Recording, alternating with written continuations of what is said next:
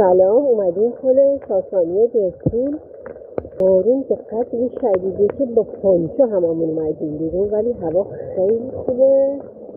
حالا سعی میکنم که از پل بگیرم دیده که نمیتون اصلا نمیدونستم بدم عقب پیش پوششم.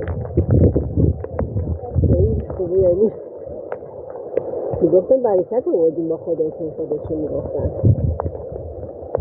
خلاصه جای همه شما خالی. همه شاید اون پسره میفتن که میگفت خیلی خوبه، خوش میگذره، شاید همه چی خوبه.